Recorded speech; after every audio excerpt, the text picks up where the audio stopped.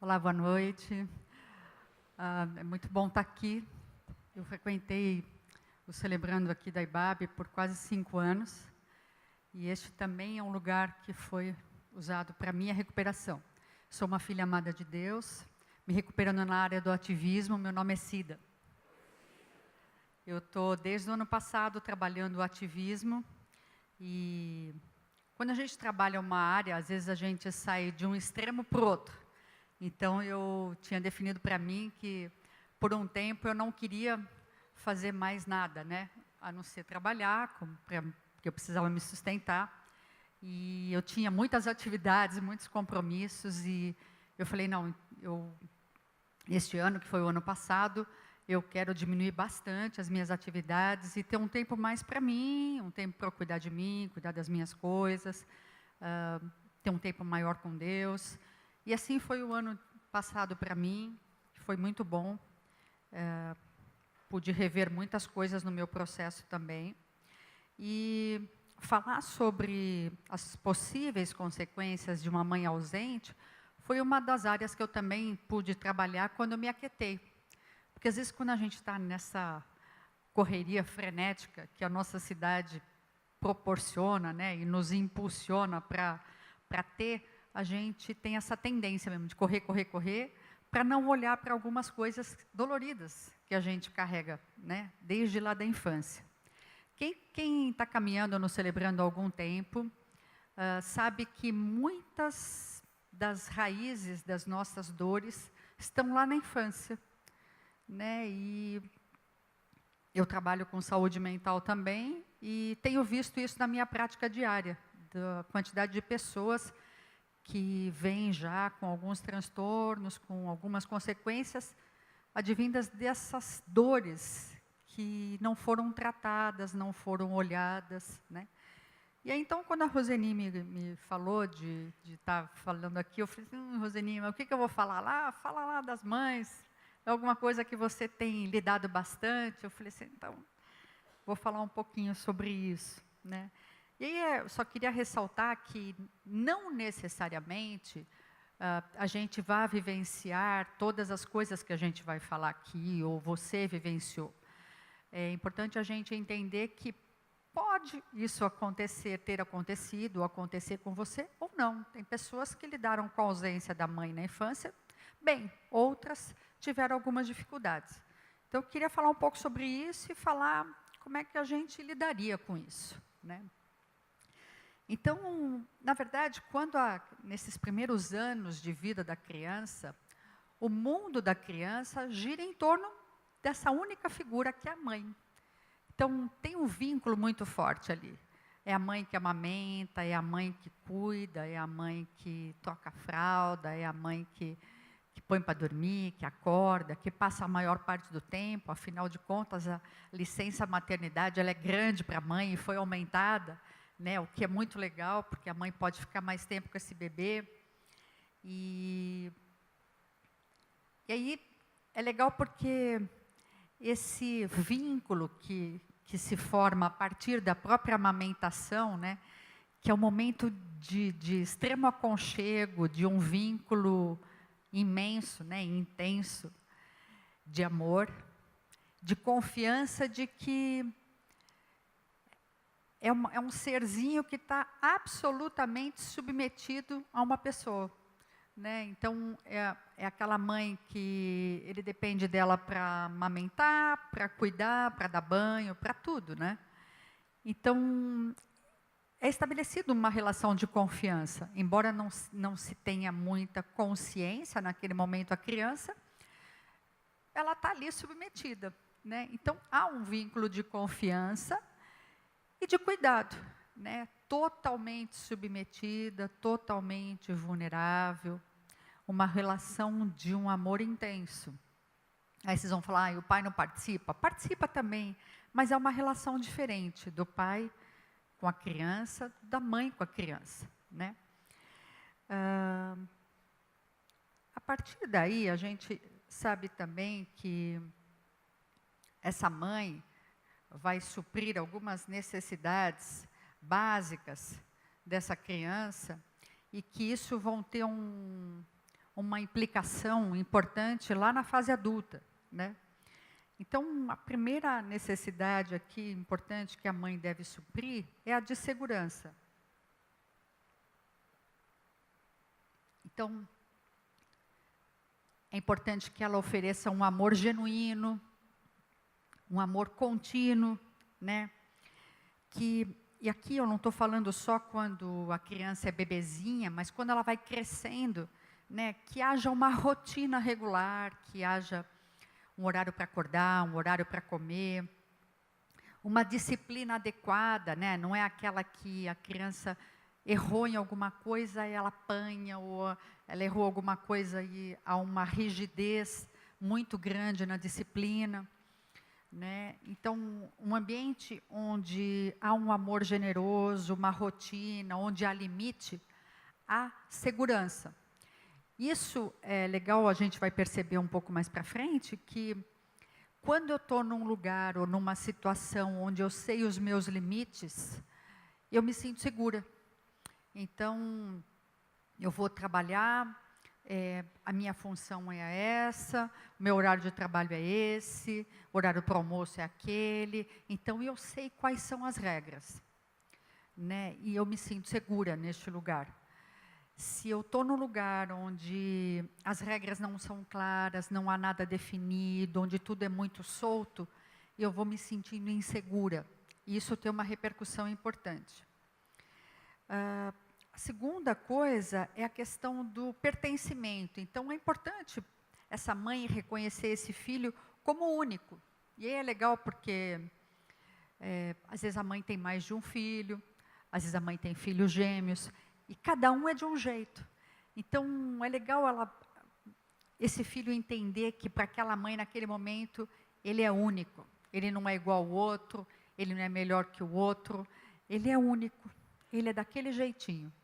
Eu tenho uma amiga que teve 5 filhos, e o primeiro nasceu com alguns problemas, depois ela teve gêmeos, depois ela teve mais uma menina, depois ela teve mais um menino, e ela fala, cada um é de um jeitinho.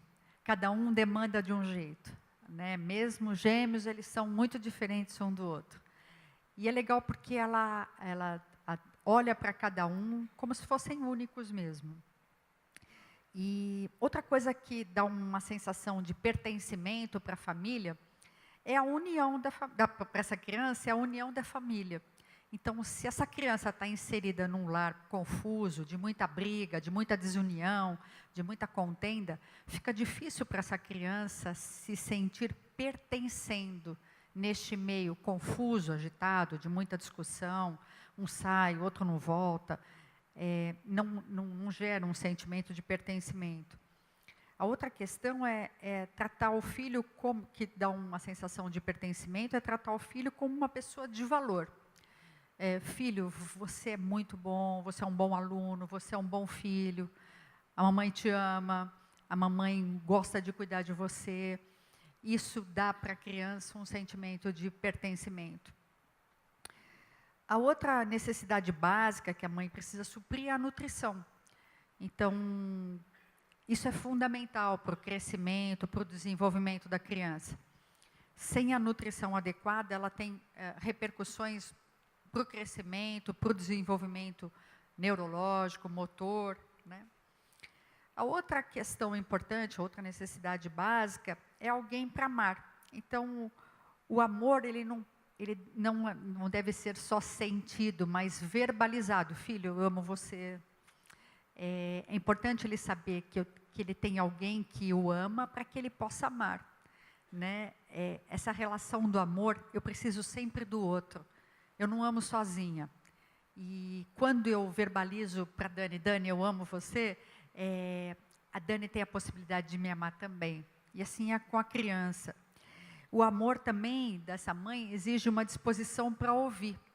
Ouvir a criança nas demandas dela. Às vezes pueris mesmo, às vezes infantis. Mas como é importante para a criança que ela seja ouvida, que ela seja atendida.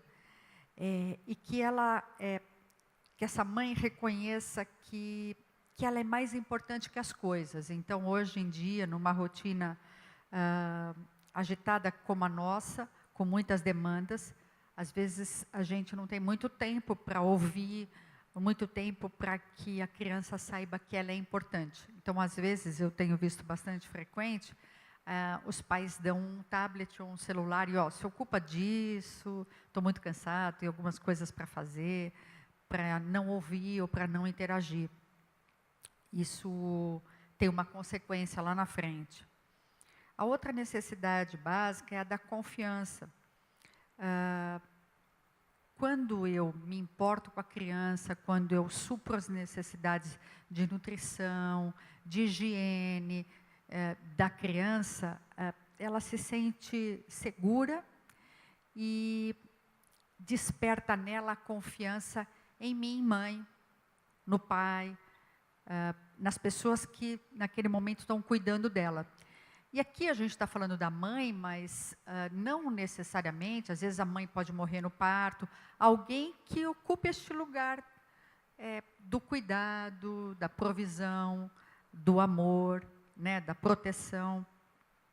Então, alguém que ela possa confiar que vai protegê-la, que vai alimentá-la, que vai trocá-la, que vai cuidá-la. Então, isso é uma necessidade básica que a mãe precisa suprir. Porém, algumas vezes essa mãe não supre, ou porque ela teve uma depressão pós-parto, ou porque ela adoeceu, ou porque era uma gravidez indesejada, ou porque ela se separou, ou porque ela precisa trabalhar, e aí ela se distancia dessa criança. E aí é um pouco disso que eu queria falar, né, dos efeitos e das consequências desse distanciamento. Então, a gente falou daquilo que é importante a mãe fazer, mas há alguns momentos em que ela se distancia. E a criança, já crescida, algumas vezes já na fase adulta, vai experimentando alguns comportamentos, alguns sentimentos. O primeiro dele é a violência. Bom, eu trabalho com saúde mental e essa semana nós recebemos lá uma jovem que tentou matar o pai e a mãe. E aí demorou um pouco para ela falar sobre isso e quando nós conversamos com ela, uma das raízes estava lá na infância por uma expectativa frustrada dela em relação aos pais. Então, quando eu não recebo lá na infância aquilo que eu espero, aquilo que eu acredito, porque a gente cresce com esse discurso e a gente aprende isso, que pai e mãe cuida, né? A gente é ensinado isso. Pai e mãe é quem cuida, é quem provê a gente das coisas. Então, quando eu vejo os pais dos meus coleguinhas cuidando, provendo, e o meu pai e a minha mãe não fazem isso, há um sentimento de ira que é reproduzido com violência. E aí, então, essa violência pode ser física, pode ser, eu posso querer te matar te envenenando, eu posso querer te matar batendo em você, ou eu só bato em você, eu não te reconheço como cuidadora, como provedora, como alguém amoroso. Então, eu acabo crescendo um adulto violento. Uma outra consequência desse distanciamento da mãe lá na infância é o distanciamento meu nas relações pessoais. Então, as minhas relações são sempre muito superficiais. Eu não aprofundo, nas amizades ninguém sabe muito de mim, eu não me exponho, eu não interajo, eu não desenvolvo relacionamentos, eu me mantenho distante. E a gente vai ver por que disso lá na frente. Então, como lá na infância eu não tive uma relação segura, eu não vou me expor a uma relação, seja de amizade, seja amorosa novamente, de medo. A outra questão é a adicção. E aí eu posso me valer de drogas, álcool, substâncias, ou comida, para preencher essa falta do afeto que eu não tive lá atrás. Então, eu acabo comendo compulsivamente, ou eu acabo anestesiando essa dor com alguma substância. Para não entrar em contato, então, eu bebo, eu uso substância para analgesia mesmo, para aplacar essa dor da alma. A outra questão é a falta de confiança. Então, veja,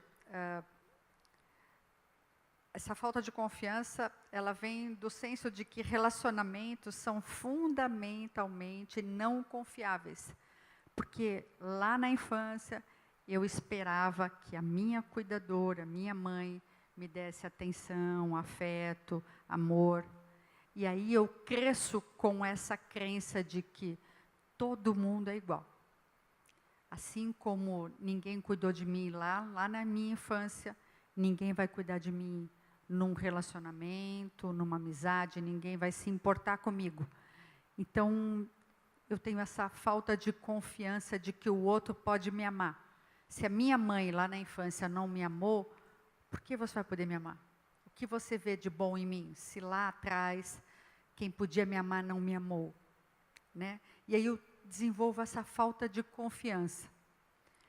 E às vezes, quando a gente não olha para essas dores, eu acabo entrando em depressão, que é bastante comum. E aí a gente fica preso nessa dor da falta lá de trás. A gente vê muito isso no inventário. Então, porque a minha mãe não me protegeu, eu fui abusada. E aí essa dor do abuso perpetua na fase adulta. E a pessoa deprime com isso.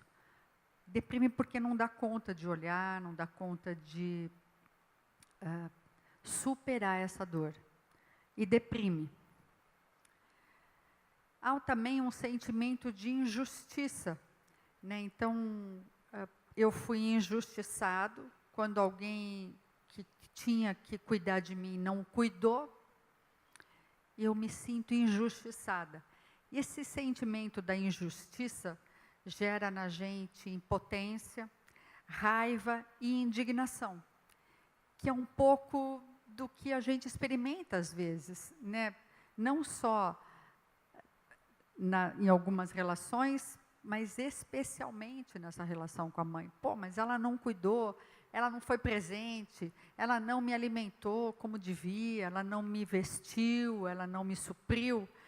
E eu me sinto injustiçada. E esse sentimento da injustiça, da indignação, da impotência, vai perpetuando nas minhas relações. E aí a minha tolerância é muito baixa. Eu acabo estourando com facilidade. Uma dificuldade para impor limites, né? Então, como lá no começo eu também não tive muitos limites, porque não teve alguém que disse aquilo para mim: Sidónia, não pode pôr o dedo na tomada, aqui machuca. Ou então aquela história, né? Olha, meninos, na casa tem meninas, então você levanta a tampa do assento do vaso sanitário quando você for fazer xixi. Porque tem meninas na casa, não tem só vocês. Então, esses limites, quando não são muito claros, lá na infância, a gente também tem dificuldade de impor limites na fase adulta. E aí a gente vira codependente, né? Tem aquela baita dificuldade de dizer não. E aí a gente vai se submetendo a muitas coisas que a gente, na verdade, não quer. Porque tem dificuldade de colocar limites no outro também. Problemas com figuras de autoridade. Então, se eu tive essas frustrações, essa dificuldade com a mãe lá na infância, eu também tenho muita dificuldade na fase adulta de me submeter ao meu chefe, à minha chefe. Então, se a minha chefe é uma figura feminina muito parecida com a minha mãe, eu vou ter muita dificuldade de me submeter a essa chefe. E aí a gente vai mudando de emprego, acreditando que o problema está no emprego, quando, na verdade, o problema, a raiz do problema está lá na infância, com algumas dificuldades que eu tive com a autoridade da minha mãe, às vezes do meu pai ou do cuidador, né? E que isso tem uma repercussão. E aí a gente pode desenvolver algumas feridas emocionais. A primeira delas é o medo de ser abandonado. Então, as crianças negligenciadas na infância podem ter medo da solidão e da rejeição. Então, toda vez que não estiverem perto fisicamente das pessoas que elas amam. E aí, então, quando a gente tem esse medo do abandono, né, a gente acaba desenvolvendo aí a dependência emocional, acreditando que minha vida só vai ser completa se você estiver comigo. E aí, tudo na minha vida, eu preciso de você para suprir, porque eu tenho medo de ser abandonada, porque lá atrás eu fui abandonada. Medo de ser rejeitado. Crianças negligenciadas na infância carregam para a idade adulta, né, a crença de que não merecem afeto. Por isso, serão sempre rejeitadas. Então, é aquela pessoa que está num relacionamento, o companheiro ou a companheira são cuidadosos, são zelosos, oferecem amor, e eu não consigo reter isso, porque o meu buraco é emocional, né? Então, o amor do outro não me preenche, porque eu acredito que eu não mereço aquele amor, aquele afeto. A outra possível ferida é a humilhação. Então, crianças humilhadas na infância transformam-se em adultos dependentes ou adultos que humilham pessoas para se sentirem bem. Então, ou eu acabo dependendo de pessoas e me coloco em situações de muita humilhação, porque eu acho que eu não mereço esse afeto, porque eu não sou suficientemente boa, ou eu humilho pessoas, porque é como eu me sentia, humilhada. E a falta de confiança. Então, crianças que não conseguiram confiar nos pais, na mãe, podem se transformar em adultos controladores, porque eu não consigo me colocar numa posição de vulnerabilidade, porque eu não confio. Então, quando a gente confia em pessoas, a gente relaxa. Se eu não confio, eu preciso controlar tudo, o que a pessoa está fazendo, o que ela vai fazer, onde ela vai. E aí eu preciso controlar cada passo, cada situação, cada possibilidade, para não ficar vulnerável. E aí, quando a gente olha para isso tudo, a pergunta é, e aí, o que eu faço? Como é que eu vou lidar com isso tudo? E aí, eu acho que a primeira coisa para a gente pensar é que a gente não tem que olhar para essas feridas para se vitimizar ou atribuir toda a responsabilidade nas costas da mãe. Porque nem todo mundo, como eu disse, acaba vivenciando algumas dessas feridas. Tem pessoas que tiveram essa ausência e que, vida que segue, seguiram bem. Então, uma tendência que eu vejo bastante hoje, né, trabalhando lá, então as meninas, porque eu não tive atenção, porque eu não tive a mãe e tal. Então, eu me firo, eu me machuco para chamar a atenção da mãe. Ou eu dou muito trabalho para essa mãe, para que ela consiga olhar para mim. Né? E aí eu me vitimizo. Eu tento suicídio, eu brigo com todo mundo, eu me prostituo, eu saio, passo a noite fora, eu vou tentando chamar atenção ou me vitimizando de alguma maneira para eu ter ganho de novo. Então, a ideia de que você não se vitimize, mas que você assuma que tem uma dificuldade e olhe para ela. E aqui é o lugar, né? Este é o lugar de cura, de restauração. Renove sua mente com as verdades de Deus sobre você. Então, pode ser que lá atrás você foi abandonada. E aí, a palavra de Deus diz que você é filha amada. E no Salmo 139 diz que ele assim, imaginou e formou você lá no ventre da tua mãe. Então, eu não fui um equívoco, eu posso ter sido abandonada lá, mas tem um Deus que me ama e cuidou de mim. Se minha mãe me abandonou, Ele elegeu alguém para cuidar. Né? Então, tanto que eu estou aqui hoje, né? Nós estamos aqui hoje. Então, renove a sua mente com a verdade. Não se deixe levar só pelas emoções, por essas dores. Né? Perdoe sua mãe pela ausência real ou interpretada dela na sua vida. Às vezes, a mãe não foi aquilo que a gente esperava, mas ela foi. Ela cuidou. Cuidou como foi possível para ela cuidar.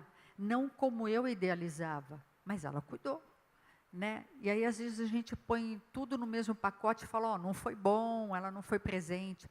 Talvez ela não tenha sido como eu queria, mas ela foi. Então, ainda que ela não tenha sido como você queria, perdoe, para que você consiga resgatar o tempo hoje e que ela possa ser algo bom para você hoje. Identifique as crenças disfuncionais que você internalizou e comece a desconstruí-las. Então, algumas crenças de que você não é amada, de que você não pode ser amada, de que você não é boa, de que você ou não é bom, de que você não é bonito, de que você não é capaz, de que você é burro, burra. Algumas falas que a gente ouve lá na infância e que a gente internaliza isso como verdade e passa a acreditar nisso e atuar dessa forma. Então, desconstrua isso, identifique quais são e desconstrua. Não caminhe só, divide suas dores com alguém da sua confiança, que é o que o programa propõe. Não caminhe sozinho, a gente precisa de pessoas. Pessoas fazem parte do nosso processo de restauração, né? Eu me vejo no outro e a restauração do outro é a minha restauração, porque quando eu vejo o outro restaurado, eu tenho esperança. Então eu preciso do outro, né? Identifique os gatilhos que te levam à situação de risco. Então, às vezes a gente olha para essas dores, fica muito mal e às vezes é o momento da recaída. Então eu posso ir para pornografia, eu posso ir para bebida, quando eu ainda não resolvi essas dores lá de trás.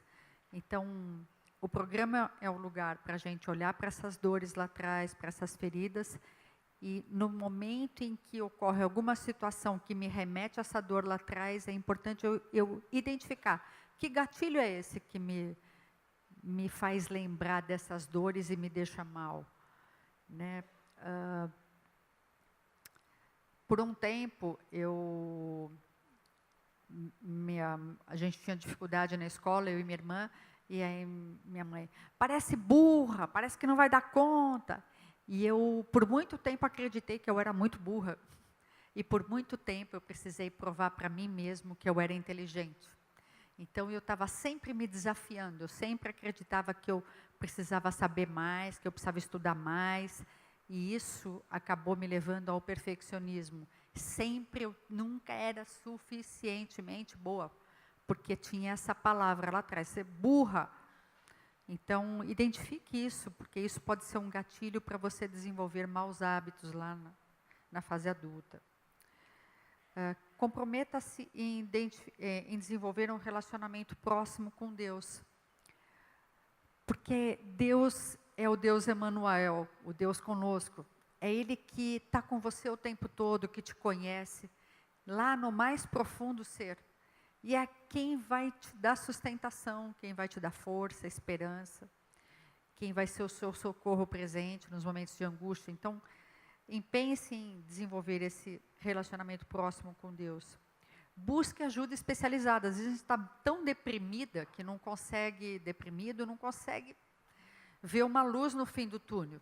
E às vezes a gente precisa de medicação, a gente precisa de algo mais para sair dessa situação. Comprometa-se seriamente com o seu processo de crescimento. Por quê? Às vezes essas situações lá de trás da infância nos deixam um pouco imaturos emocionalmente, pueris, né? E parece que a gente não dá conta de crescer, de adultecer. E a gente precisa de um programa como o Celebrando, para olhar para a gente, identificar essas feridas, ressignificar e renovar a nossa mente com a verdade e crescer, né? Então, empenhe-se no seu processo de crescimento. Entenda que toda mudança é processual. Então, a gente olha para essa situação, causa dor, não é fácil, e às vezes a gente quer resolver isso rápido. E é importante a gente entender que isso é um processo, não é estanque, não é do dia para a noite. Então, olhei para isso, tomei consciência, mas tem um processo de mudança na mente, de todas as crenças que eu tive a partir dessas dores, né? E alguns comportamentos que eu fui desenvolvendo a partir daí. Como eu acabei de falar. Então, ouvi que eu era burra, então eu tenho que ser muito boa. E aí eu comecei a ser a perfeccionista, e aí eu comecei a ser muito exigente, muito rígida nas minhas posições comigo mesmo, com as pessoas que estavam ao meu redor. Né? E isso distancia as pessoas, o que reforçava outras crenças minhas. Então, é importante a gente entender que isso é um processo. Seja vulnerável. Às vezes, quando a gente vivencia essas situações lá na infância, a gente tem muita dificuldade de se colocar de um jeito vulnerável. E o que é vulnerável? É eu abaixar a guarda e deixar Deus cuidar. Deus usar pessoas para cuidar de mim. E eu acreditar que ser cuidada também pode ser bom. Não é ruim como talvez foi lá atrás. Ser cuidada é bom, ser amada, eu posso ser amada novamente, eu posso ser cuidada. Outra questão é aceite a realidade. Ficar na negação pode trazer mais sofrimento. Então, às vezes a gente tem essa tendência, não preciso olhar para isso não. E às vezes a gente continua atuando em cima das nossas dores. Então, é aquilo que a gente acabou de falar. Então, eu vou para a adicção, então eu me distancio das pessoas, então eu fico mais rígida, mais violenta, minha tolerância é mais baixa com as pessoas, porque eu coloco todo mundo no mesmo pacote, achando que todo mundo é igual à minha mãe. Então, é legal a gente identificar essas raízes lá da infância e tratá-las, sair da negação. Ore e busque força em Deus. Por quê? Porque não é fácil. Não é fácil. Dói. A gente vê, às vezes, lá nos retiros de inventário, quanta dor. Às vezes a gente pode palpar a dor de coisas que a gente vivenciou lá na infância. Então, busque força em Deus. Porque há momentos em que é difícil mesmo. Frequente grupos de apoio. Isso é fundamental, como a gente já falou. A gente precisa de pessoas, não dá para caminhar sozinho. A gente precisa de pessoas que nos ajudem a olhar para esse processo e a ressignificá-los. Né? Quando a gente viu lá, quando a gente se sente muito vulnerável, e quando eu era pequenininha, eu fui vulnerável, ninguém cuidou, na fase adulta eu não posso ser vulnerável, então eu vou ser controladora ou eu vou ser uma tirana. Ninguém cuida, ninguém se aproxima, ninguém nada. Né? Então, a gente precisa do grupo de apoio, porque é no grupo de apoio que eu me vejo no outro. Quando o outro fala, putz, é verdade, eu também ajo assim, eu também funciono assim. Então, o grupo de apoio também é uma possibilidade de cura para a gente. Desenvolva amizades saudáveis. Às vezes, a gente desenvolve amizades que nos adoecem mais, ao invés de nos ajudar. Né? Então, às vezes, a gente atua a partir das nossas feridas e desenvolve relacionamentos de dependência emocional ou de codependência. E a ideia é de que você desenvolva amizades saudáveis, que te ajudem a desenvolver novos vínculos mais saudáveis, sem dependência, sem codependência, entendendo que o limite ele é saudável e seguro nas relações. E aí eu fico pensando no que a Bíblia traz também sobre isso, né? Toda vez que eu olho para as dores lá minhas do passado, que eu olho para as faltas da infância ou para as expectativas frustradas, eu penso na graça. Que a graça é suficiente para mim. O amor de Deus é suficiente para mim e é tudo que eu preciso. Porque o poder dele se aperfeiçoa na minha fraqueza. Então, nos momentos em que eu me sinto mais fraca, mais incapaz, mais vulnerável, é o momento em que a graça flui e superabunda na minha fraqueza. Então, meu tempo esgotou e eu, graças a Deus, cumpri no prazo. Era uma reflexão para que vocês pudessem olhar para a vida de vocês e identificar, será que eu estou disponível para olhar para essas feridas? Será que eu estou disponível para olhar o que em mim, no meu comportamento, tem a ver lá com a infância? Para que a gente possa olhar e ressignificar essa história. e adultecer, e crescer, e se desenvolver, e ter relacionamentos saudáveis, e desfrutar dessa graça, superabundante graça, disponível para a gente.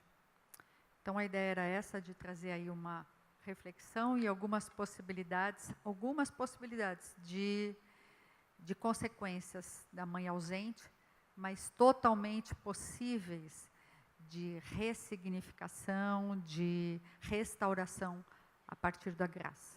Obrigada por me ouvir.